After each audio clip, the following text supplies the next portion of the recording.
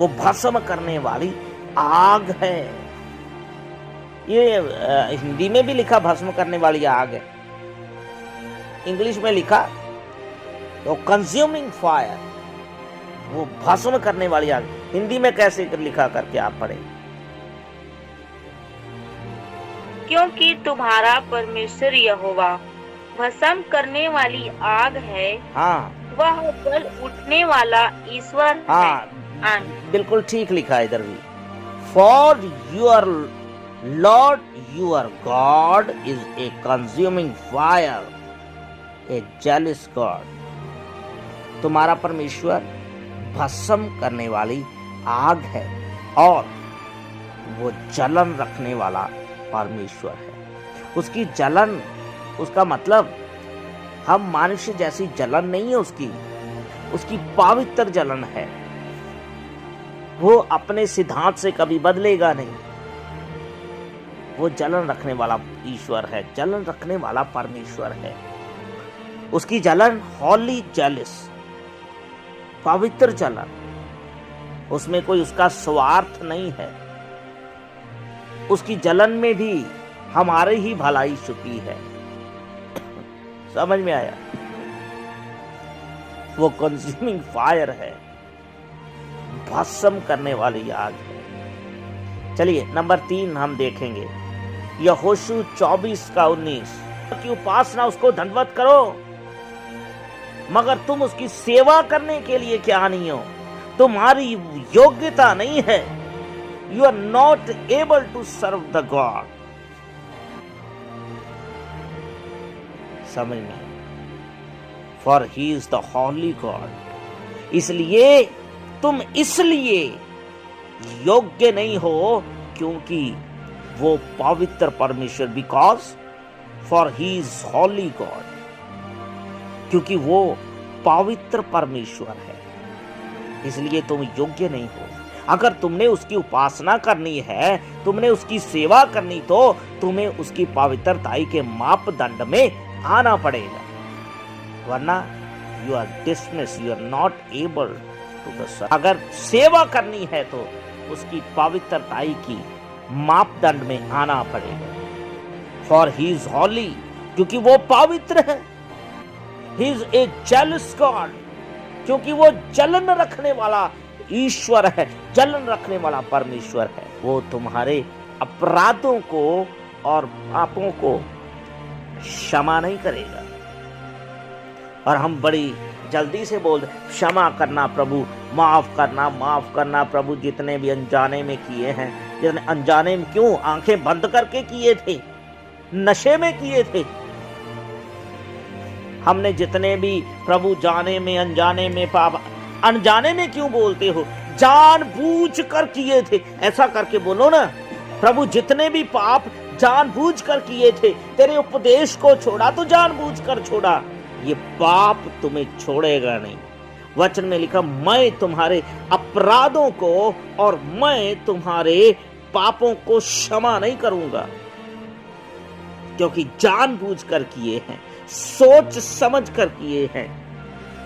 उपदेश तुम्हारे जीवन में है नहीं। आप समझते क्या हो अपने आप को? उपदेश तो हमारे जीवन में है नहीं, इसलिए वो जलन रखने वाला परमेश्वर है। नंबर 3 हमने देखे, यहोशू 24:19।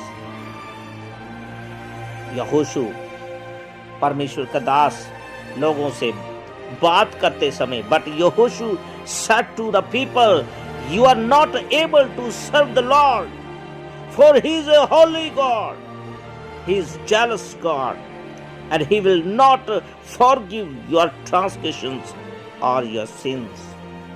वो तुम्हारे अपराधों को और पापों को क्षमा नहीं करेगा। समझ में आ रहा? अपराध और पाप, दो चीज इधर आया। What is the difference between the transgression and the sins? ये इधर दो प्रकार की बात आई, अपराध और पाप। आप बोलिए, ये दोनों में कोई अंतर है? सुनिए ध्यान से। अपराध वो है जो हम सरकार की विरुद्ध करते हैं, मनुष्यों के विरुद्ध करते हैं और दूसरों को दुखी करने के लिए कई अपराध करते हैं, मगर बहुत से अपराध पाप में नहीं गिने जाते। मगर पाप तो वो चीज है जो परमेश्वर के विरुद्ध किया जाता है, परमेश्वर के आत्मा के विरुद्ध किया जाता है, वो माफ नहीं करेगा। अभी क्या नहीं माफ करेगा? भाई राजू के घर में चला गया तो पापों को भी, इसका मतलब मैंने गिलास तोड़ दिया उनका, जो हम सरकार के विरुद्ध करते, मैंने जानबूझकर ही गिलास तोड़ा, उनको भी परमेश्वर क्षमा नहीं करेगा। आप बता दो सरिया किसके कंट्रोल में? सारा कंट्रोल मेरे हाथ। हाँ, सीमेंट किसके कंट्रोल में? उसी के।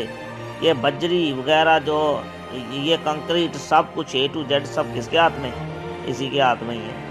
ये जो चाहे जैसे कहेगा वैसे ही हो जाएगा।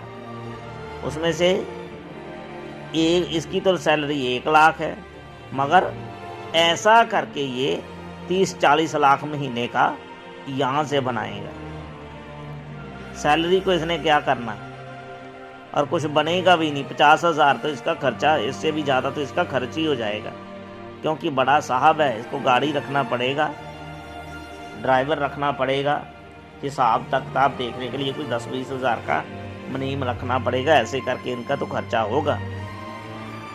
यहाँ से खाया पिया चाय से बड़ा ऐसे थोड़ी ये खाएगा, किसी बड़े होटल में रुकेगा, उधर खाए, ऐसे तो लाख रुपये इसका ऐसे ही चला जाएगा। अब ये करेगा क्या? 40 लाख बनाएगा, क्या स्वर्ग में जाएगा? 40 लाख बना लेगा, मगर स्वर्ग में नहीं। क्यों? ये पाप जानबूझकर किया, ये अपराध है, मगर जानबूझकर किया। प्रभु पाप और अपराध दोनों ही हैं, ये पाप भी है, अपराध भी है। उपदेश को पकड़े रहें। बहुत लोग आए और चले गए, थोड़ा उपदेश पे जब खड़े होने का समय आया तो क्या हो गए? चले गए। यहूदा इस्करियोती भी तो ऐसा ही निकला। कोई दिक्कत है नहीं, प्रभु और बहुत से लोगों को खड़ा करेगा। हमें उनको लगता है हमारी जरूरत है परमेश्वर को। मेरे प्रियो, परमेश्वर को किसी की जरूरत नहीं है, हमें परमेश्वर की जरूरत है। कईयों को लगता है हमारी परमेश्वर को शायद जरूरत है। इस भूल में मत रहें, परमेश्वर को किसी की जरूरत नहीं है, हमें परमेश्वर की जरूरत है।